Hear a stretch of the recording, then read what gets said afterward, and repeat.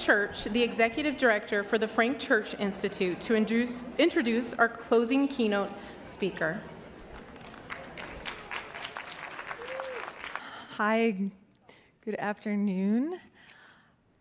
I do have to say Danielle is the hardest working woman in show business, so if you get a chance, please thank her. Unbelievable, unbelievable. Hi, welcome to our final keynote address for the day.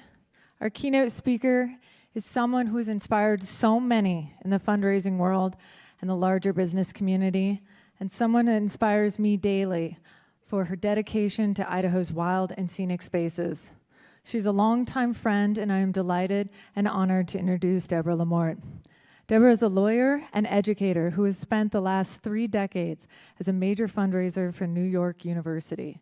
First as the head of development for NYU School of Law, and then as NYU's senior vice president for development and alumni relations. In her role as senior vice president, Debra oversaw a staff of 180. And in 2008, Debra and her team successfully completed a $3.2 billion comprehensive campaign, which at that time was the largest campaign in the history of higher education.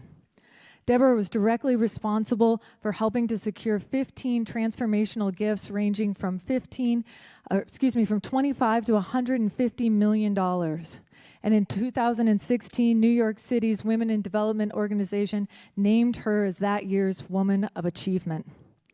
In 2019, when Debra stepped down from her full-time position as senior vice president, her staff, knowing that Debra and her husband were going to permanently move to Idaho, gave her a parting gift, an Idaho-sized belt buckle with a giant D in the middle. What you couldn't see engraved inside was the text that said, $7 billion woman. $7 billion.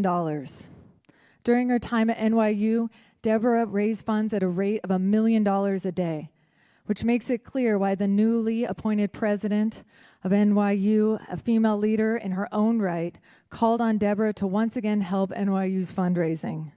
Joining a powerful team of women leaders, Debra now serves as special advisor to the president of New York University. Following her address, we invite you to write questions on your cards. And without further ado, my friend, Debra LaMorte.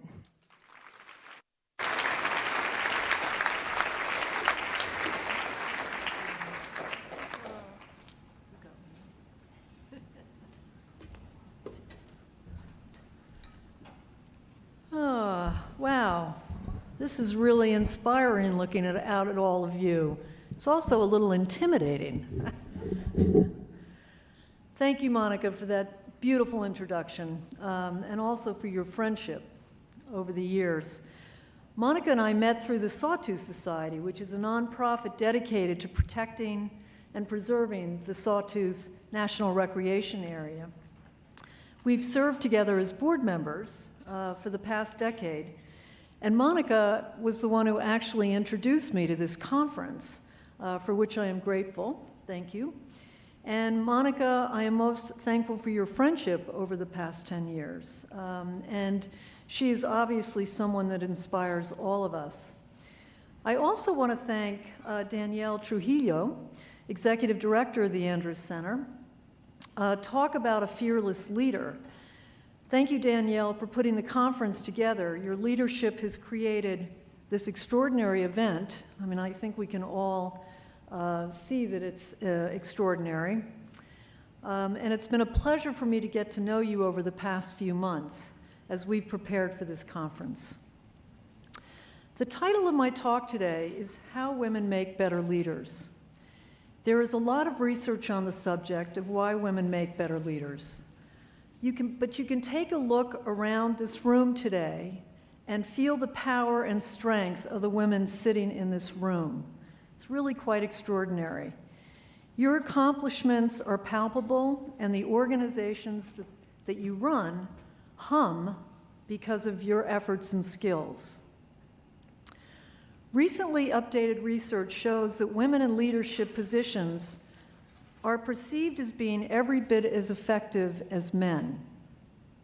In an analysis of thousands of 360-degree assessments, women were rated as excelling in taking initiative, acting with resilience, practicing self-development, driving for results, and displaying high integrity and honesty. In fact, they were thought to be more effective in 84% of the competencies that we most frequently measure in the workforce. Understanding the unique experiences of women can improve the support, resources, and opportunities for women in the corporate world and in public service. And supporting women leaders to their full potential is monumental for changing our world. It is something that each of us as women must be aware of, and we must pay it forward with regards to supporting women, whether they be colleagues, in the workplace, friends, or family members. As you know from my bio, I have been a professional fundraiser for the past 40 years. But before I share some of my experiences from these years, I will give you some background. I went to law school thinking I wanted to be a trial lawyer in order to help those who couldn't always help themselves. And I did that for about 7 years when I realized that I was working so hard I hadn't had a date, literally for years. I was in my 30s and my mother was driving me crazy. I had no husband in sight. I'm sure a lot of you can relate to this, right? So I began to think about a career change. And my career in fundraising was not an obvious choice at the time. After all, who wants to be a fundraiser, right? But I grew up in an Italian Catholic family in the suburbs of New York City. And the only fundraising I ever saw was my father passing the collection basket at Mass in our Church of Our Lady of Perpetual Help. Honestly, I thought philanthropy was spelled with an F. But this all changed when I was out one evening on a double date and I began chatting with the other woman. And I asked her how she spent her time. She said, "I'm a development professional." And I asked her, "Well, what is it that you're developing?" And she smiled and said that development was a euphemism for raising money. So I asked her where she was working, and she said the Bronx Zoo. Having spent lots of time at the Bronx Zoo, as a child, I began to understand what she was talking about. She said that all the nonprofit organizations have development professionals who raise money to keep them operating. I asked if I could make a living as a development professional, and she said absolutely. In fact, in most nonprofits, the professional fundraiser is one of the highest paid, just behind the executive director. So that got my attention. So I then began to network and saw that there was a job at the NYU School of Law. And I thought to myself, what better place for me to work, given my law degree and background in trial work? And the rest is history. I spent 35 plus years at NYU leading their fundraising efforts, and I continue to work with them today, as you heard, helping to transition their new president and vice president for development. I've had an amazing career, which blended my organizational and administrative skills with my love of people and developing relationships. My law degree came in handy, but was not a prerequisite. I could not have asked for a better or more fulfilling career. I highly recommend it to any of you who want to be impactful and change the world. Before I begin to dig deeper into the importance of relationship building, is there anyone in the room who is a fundraiser or who has ever closed a gift or raised money for an organization, even if it was as a volunteer? Oh my gosh. Okay. I can see I have some kindred spirits in the room. You're going to understand what I'm talking about. That's great. My success can certainly be attributed to stellar support staff, resilience, and seeing the big picture. But my success, and perhaps yours too, regardless of your choice of career, can largely be attributed to my skills in relationship building. Building relationships is how you build trust, and trust is imperative for successful results for any organization. In fact, I would go one step further and say that building strong relationships is the key to most transformative careers. Some would even say that relationships are one of the cornerstones of living a full life. The relationships we form with friends, family, our colleagues with whom we share our lives, are the people who help us reach goals, navigate tough times, and celebrate life's joys with. It is disappointing after all these years that there is still bias in the workplace and a belief that women may not be strong leaders. For example, women are often seen as warm, comforting, communal, which may be perceived as incompatible with stereotypical attributes of strong leaders, such as assertiveness and competence. But I'm here to tell you that there is strength in being warm, comforting, and communal. In fact, it leads to transformational leadership. Why do women tend to be transformational leaders? From my experience, I find that they tend to emphasize and embody the following 6 qualities. 1 is collaboration and teamwork. 2, women are excellent listeners. 3, they care about the morale of their teams. 4, women are good at motivating their teams. 5, they understand that strong communication is key. And 6, women are excellent at building strong and meaningful relationships. And yes, performance is important, and being well organized and smart are also key, but transformational women leaders define success more broadly than just meeting goals. They want their teams to become overall better people who are happier in their lives. Now, I don't mean to knock all of those of the male persuasion, and I see a few brave ones in the audience today. Some of them run good organizations and are very good listeners. My husband, for example, is Professor Harvey Dale, who I'm giving a little shout out here, is a really good man and pretty good at a lot of different things. And after 35 years, he's definitely a keeper.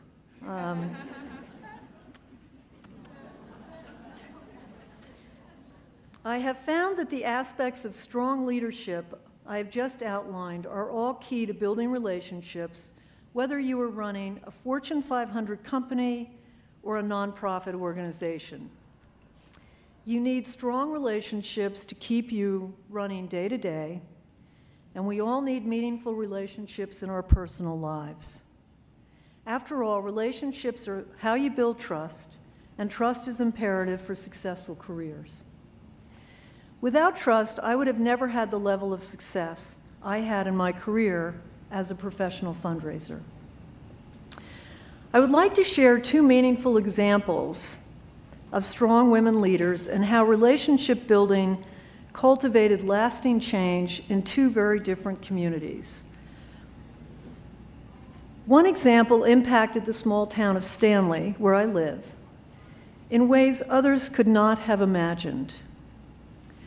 While my second story reflects the largest gift of my career and changed the face of the NYU hospital system.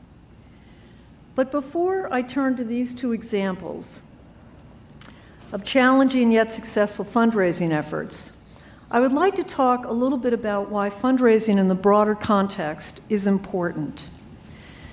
Fundraising is critical for all nonprofit organizations and for supporting the communities in which we all live. Without fundraising, organizations would not have the resources needed to create positive change. Many organizations that are the bedrock of community building rely on fundraising. Think about it. hospital systems, schools, libraries, higher education, humanitarian organizations, such as the Red Cross or Doctors Without Borders, environmental and human rights organizations, even the Cecil B. Andrus Center, our host for these 2 days, relies upon fundraising to keep their doors open, the lights on, and most importantly, to be able to deliver the services they provide day in and day out to the communities that they serve. All these organizations have leadership, many of whom are women. How many in the room today are leading or are directors of nonprofit organizations? Quite a few of you. Okay. I'm sure you know, as I have discovered, that women make excellent fundraisers and leaders of these organizations. Why? Let's go back to my original list of 6 qualities. Women tend to be good listeners, they are good communicators and understand the value of communication. They believe in teamwork and in building morale and building motivation. When you break all this down, women are more relational, and relationship builders create trust, and trust leads to stronger organizations. But building trust takes time. Relationships and trust are not built overnight. In my case, closing large transformational gifts took patience and also strategy. How do you take a fundraising prospect from point A to point B? And what are the steps in between? That may have to be a discussion for another day. But it's fun and professionally rewarding, and along the way, you get to meet and befriend some really wonderful people who, like you, want to have an impact and do good for their communities. Fundraisers are like marriage brokers. You are always looking for someone who has a passion. Hopefully that passion is in the organization for which you work. How do you align their passions with your organization's needs? You are creating a marriage of sorts that makes everyone feel good and fulfilled. As you know, I was with NYU full-time for over 30 years, and many people would come up to me and say, okay, what's your secret sauce? And actually, it was really simple. I had the same phone number for all those years, and people knew where they could find me. And they knew that when they did find me, I would help them navigate a very complex university. As a result, I have many deep and personal relationships with trustees and donors. It was the depth of those relationships that contributed to my success. Unfortunately, in today's world, many in the workplace jump around from organization to organization. The grass seems to always be greener on the other side. For example, the median time spent in any fundraising job is only 18 months. This is counterintuitive to creating long relationships and building trust. My advice to anyone who is seeking a professional career in the workplace is not to jump around from job to job. It won't serve you long term, nor will it help the organization you are working for. Obviously, if the job is not the right fit, you shouldn't stay. But to build lasting relationships and reap the fruits of your labor, you need to spend time. Show loyalty and commitment to the mission of the organization. Okay, I would like to now turn your attention to the Stanley Library Project. As I've told you, there are 2 very courageous women, Ellen Glockham and Julie Rember. Let's see. Ellen is on your right, and Julie is on your left.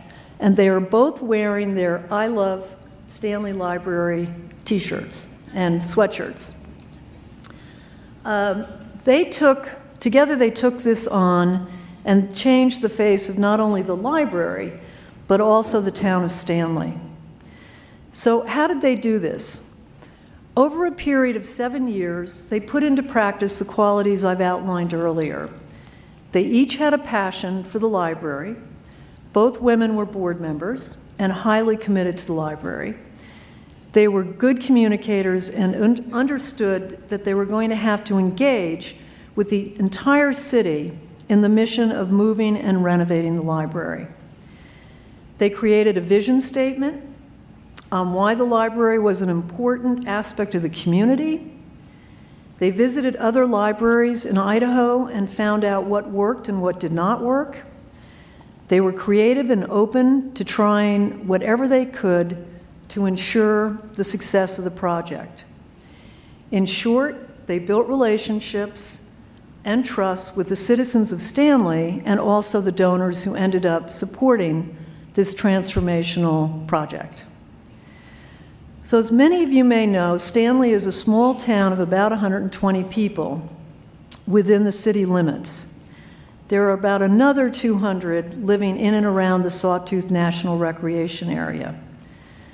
The library, in its original configuration, was in a rented space, which in many places was not tall enough for people to actually stand in some of the spaces. In addition, it was not handicapped accessible. Julie and Ellen, the courageous heroines in this story, went to the city of Stanley to see if there was a building they could rent or land they could buy for a new library building. Julie and Ellen took their time and talked to as many people as possible so they could spread the word about the new library. The project took a total of 7 years. And the first 4 years was all about planning, while the last 3 years was all about the fundraising. They needed the first 4 years of communication to get everybody's buy-in for the project. At one point in the process, a lot in town came up for sale. Julie and Ellen had not started the fundraising, but they decided to go to a potential donor in the Stanley area and ask if this person would be willing to help them. The solution they came to, which I think was brilliant, was the donor said he would purchase the lot, and the donor said he would then, that the library could then pay him back once they began raising the funds. That is what he did, and today there is a much bigger and better library for Stanley, as you can see. And the library has become the center of the community in terms of activities and programs. The first big gift they got was for $50,000. And once this gift came in, people began to believe that the project was viable and was going to happen. Ellen Glockham was very well connected in Sun Valley and spent lots of time in people's homes and participating in small events, telling people about the project and what they needed. And Julie, a great communicator, was focused on the foundations and writing the grant proposals.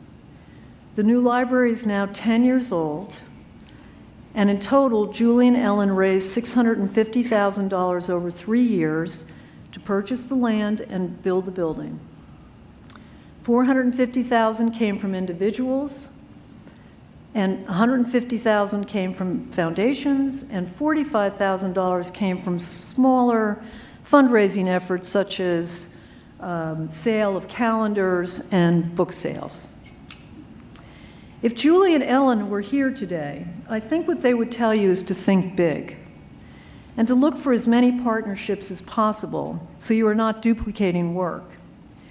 In hindsight, they would have designed a bigger library with more storage. But at the time, they thought the task they were undertaking was monumental, and it was.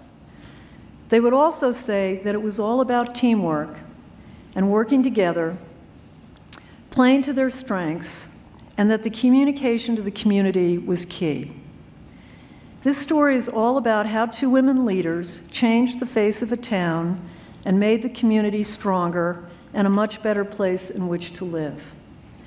And the relationships they built over the 7 years of the project are ongoing, and for them, one of the best takeaways of the project for them personally as citizens of Stanley. They made a lot of friends, and they still have all of those friends. Next, I'm going to talk to you about the Martin and Helen Kimmel Pavilion at the NYU Langone Hospital in New York City. And that's the other story that I'd like to share with you today. These two stories are polar opposites in that the Stanley Library was a small project packing an enormous punch for the Stanley community, and the new hospital building was a huge project, close to $1 billion in scope, and also enormously impactful for New York City and the health care it was able to deliver to its patients.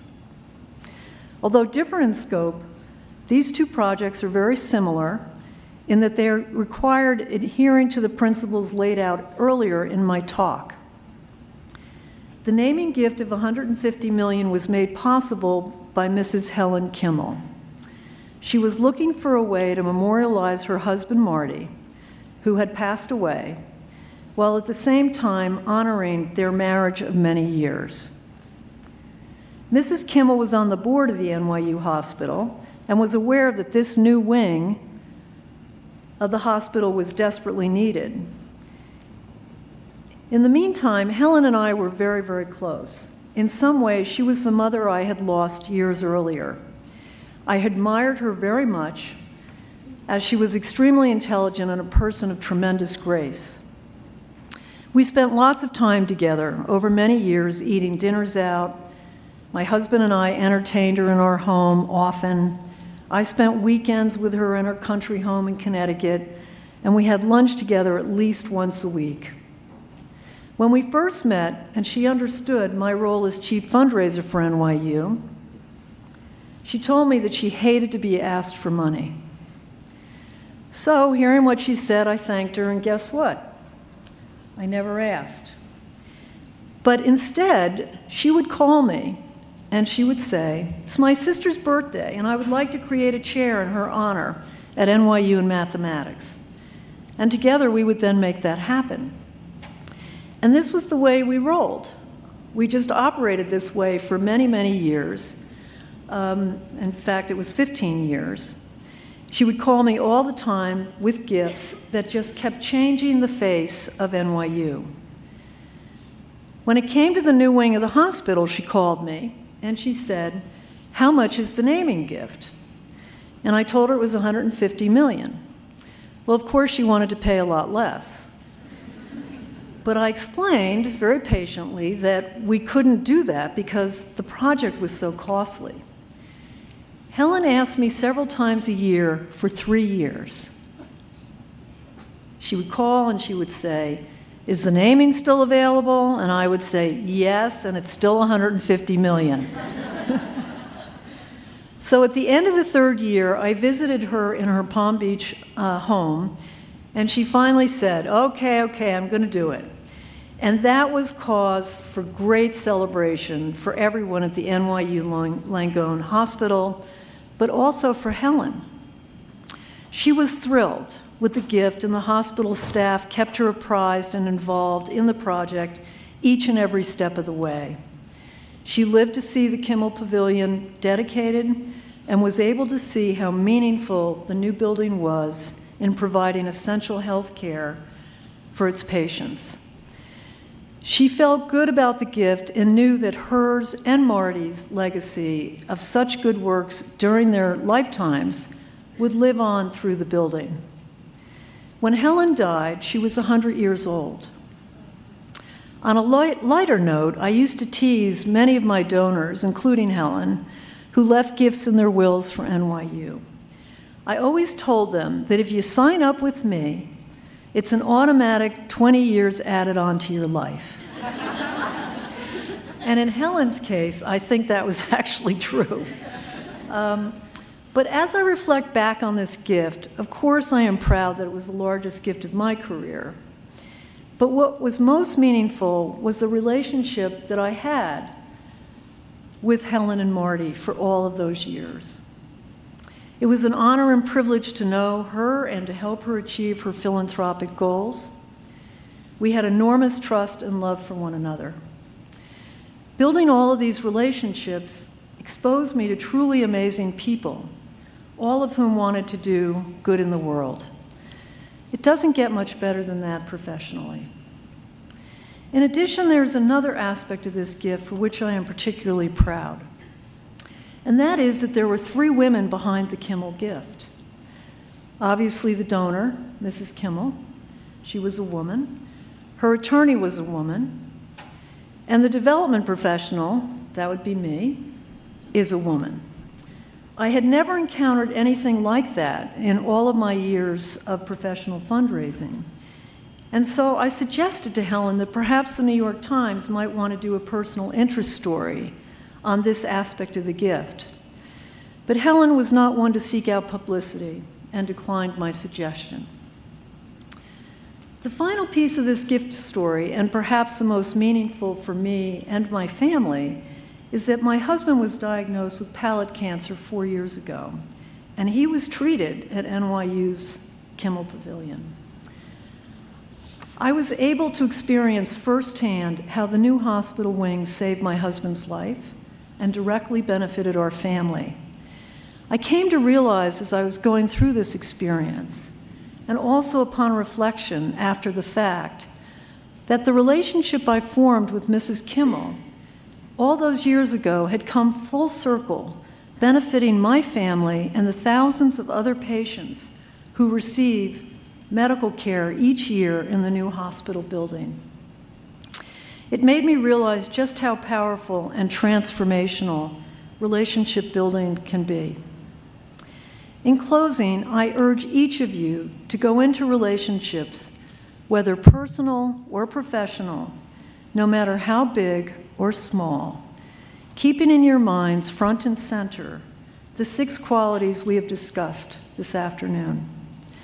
I know from my own personal experience that if you adhere to being a good listener, good communicator, work to enhance teamwork, and care about the morale of your colleagues, friends, and family, and work to build the strongest relationships possible, your life and the lives of those around you will be greatly enriched and much fuller.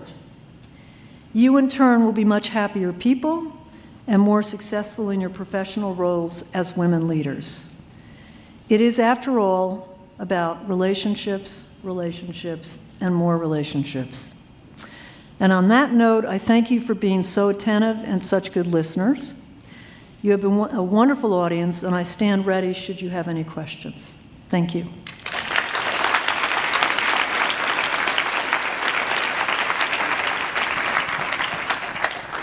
Thank you so much, Deborah, for that wonderful talk. My name is Emily Wakefield, and I'm the Cecil D. Andrus Endowed Chair for the Environment and Public Lands.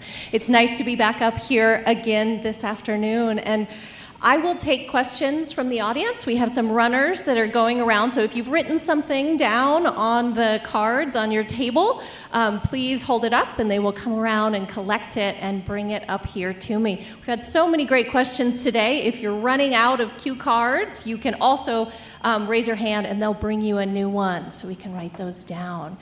So Deborah, I was really struck by the thread through your talk about the connection between individuals and communities, and by doing good work and honest work and hard work, that the individuals you described, including yourself, had such an impact on the communities that were valuable to them and that they were a part of. Could you tell us a little bit more about the strategy behind that back and forth between growing as an individual leader and being a leader in a larger community? Certainly, and thanks for that great question. I think there are a couple of different layers to the question. First of all, I think that women leaders are particularly strong because we mentor and guide and help other women and men coming up behind us to fulfill their full potential. And I think that that's really a critical piece of becoming a really good woman leader. So that's one aspect of it. But I also think that we, as leaders, have to shine by example.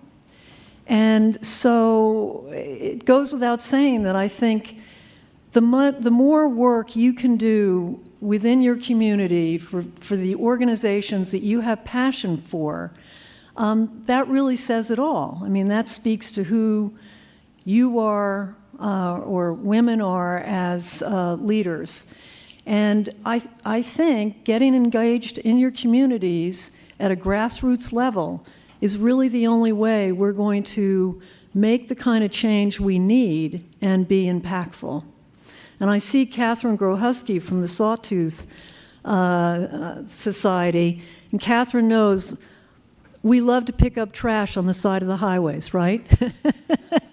But think about it. I mean, if you got a lot of trash sitting on the side of your highway, that reflects really poorly on your community, and people are not going to want to come and visit your community.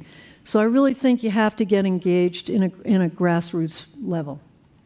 Thank you. Another question is about your own journey. Can you describe how you learned the development profession? You told us you didn't start out that way. How did you come to be so excellent at it? Did you have a mentor in that process?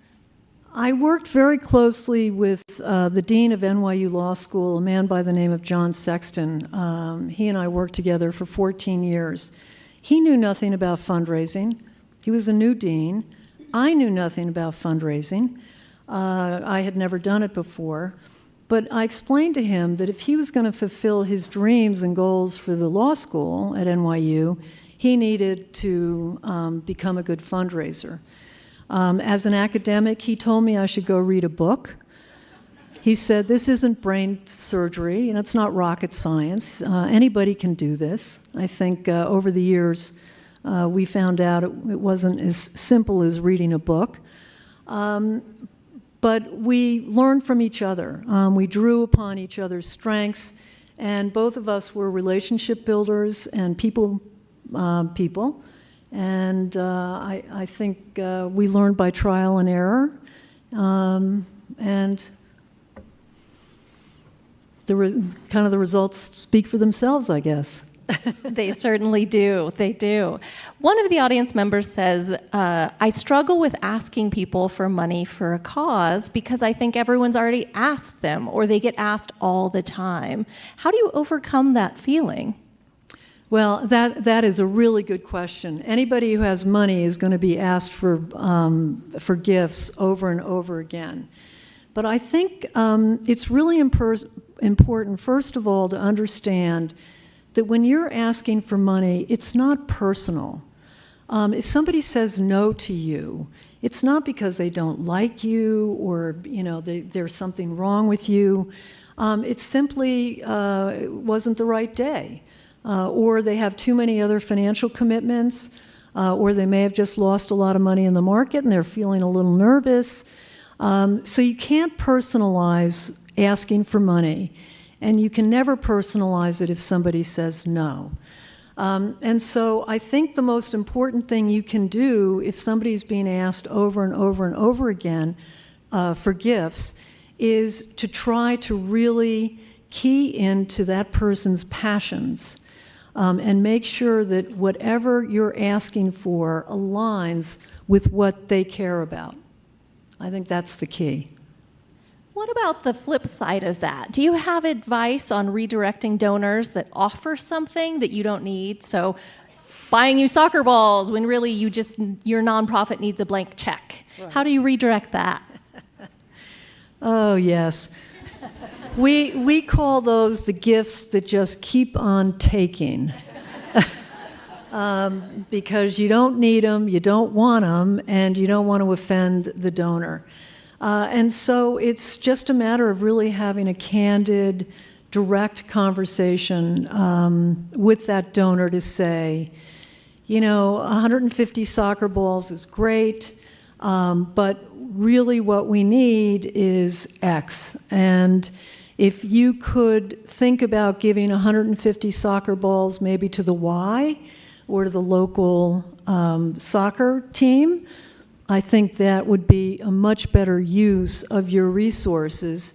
And what we really need is that blank check or the check in a certain amount, or whatever else you might need. If you're raising money for a hospital and, who knows, maybe you need a new type of hospital bed that hasn't been really tested or tried anyplace else. Maybe you can kind of, lure him or her in that way.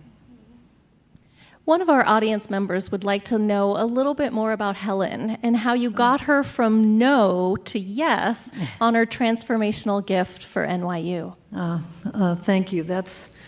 It was a lot of time, a lot of patience. Towards the end of her life, she was very hard of hearing. And oftentimes, I wasn't sure if half of what I was saying was getting through.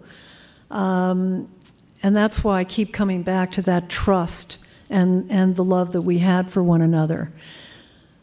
I knew that she wanted to make the gift because she wouldn't have called me 3 or 4 times a year asking about it. And so it was a matter of finding the right time. And I think as that she became older and a little bit more vulnerable, she knew that if she was going to do this and she was going to see it in her lifetime, that she had to act. So I think that was part of an emotional process that she went through. And I would show up at lunches and dinners and all the ways that we connected. And I'd always have big renderings of what it was going to look like and how beautiful it was going to be. And it was the Martin and Helen Kimmel Pavilion on the top. And, over time, most of that, I think, got to her. And she realized this was going to be her transformational gift. And she wanted to see it done. Wonderful. One of our audience members says, I love that you emphasize the need to stay in place to build those critical relationships and benefit communities. And a follow-up commenter wanted to know how you got from NYU to Stanley. Why did you make that move? That's a very good question. Most people think we've lost our minds. But Harvey and I started hiking in Stanley 35 years ago, and we fell in love with the sawtooths. And we would find that we would just keep going back. We'd go hiking someplace else, let's say in Alaska or Colorado, and then we'd come back to Stanley. And the next year we'd go someplace else, and then the next year we'd come back to Stanley. And my husband has a favorite story that he likes to tell, which is that whenever we traveled anywhere, he would like to look at the real estate plates, the glass plates in the little towns that show the houses and how much they cost and so on and so forth. And he'd say, wouldn't it be great if we, would buy a house here in Juneau, Alaska? And I'd say, not so much. I mean, we could take all that money and you put it in the ground and, then all of a sudden, all that money is gone. You feel like you have to go back to this place time and time again. And in the meantime, we can go anywhere and we can have a nice, condo or a nice hotel or whatever it is. And we don't have to sink all that capital. So we were out hiking in Stanley. We did the Cabin Creek hike. I don't know if any of you have ever done that. And we were hot and sweaty, and we were sitting on the porch of the Idaho Rocky Mountain Ranch where we were staying and having a glass of wine. And Harvey said, wouldn't it be great to buy a place here in Stanley? And I said, yes. And he said, wait a minute. You weren't supposed to say yes. I'm in charge of fantasy. You're in charge of reality. Anyway, that started us on our journey of looking for a place to live. But we both were smart enough to know that the winters are very harsh in Stanley. And so before we bought anything or sunk any capital, we spent 2 winter vacations in Stanley. With all the snow, so cold, we learned how to cross-country ski and snowmobile and snowshoe. I mean, what did 2 kids from New York know? Not much, right? And then after those 2 winters, we said, okay, we're ready, and off we went. And we became Idaho residents in 2018. So we are now Idahoans.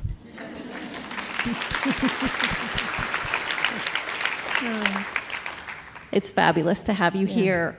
So this question wants to know about the kind of structural impact of development work. And by investing in development projects and development professionals, does that release the government from buying a library or building a hospital that's public in some way? So that's an excellent question. And actually, one of the things that you have to be prepared for as a development professional is to have a potential donor say to you, you know, it's a great project, I think what you're doing is wonderful, but I don't want to let the government off the hook. And so you will hear that. You know, I think things have changed of late.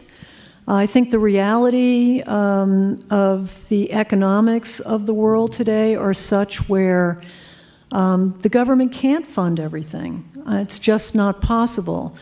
And so what I try to do is to really hook into that person's dedication and commitment to the community in which they live, or that's going to enable, the project is going to enable that community to thrive and become better. Because I don't think that we have all the answers, but I do think that that's the reason why nonprofit organizations are so imperative and critical for our society today. And the work that all of you do to staff them, make them run, and benefit the community is incredible, and you should be applauded for what you do.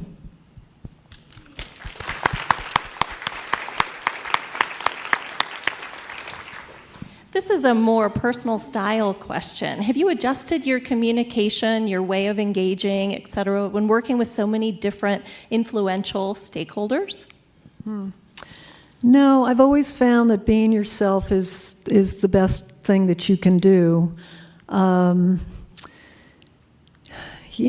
People are going to key into you and admire and respect you for who you are.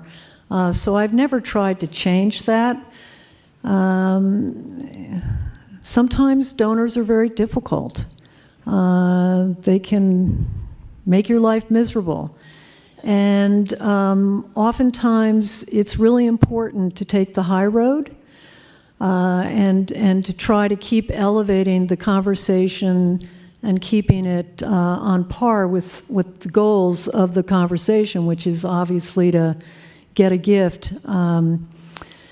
I'm just trying to think. There was one time when I had to tell a donor who was a major corporate takeover person, and he kept calling me, I mean, day in and day out, to renegotiate the terms of the gift agreement.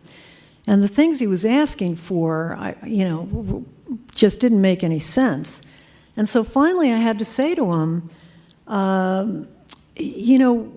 we are not a corporate takeover candidate. We are a philanthropy that you care about deeply, and we're partners in this. We're not opponents. We are not the enemy. So I just had to shift the nature of the conversations so he understood that he wasn't talking to, the head of another corporation that he was trying to take down. And ultimately we got him to where he needed to be, which I think, I haven't looked at it in the last year or two, but it was a $30 million gift for the naming of a nursing school. And it's the largest naming gift for nursing in the country. Yeah. Do you think a man in your shoes would have handled that differently? Probably would have punched him in the nose. Believe me, I was tempted. I don't know.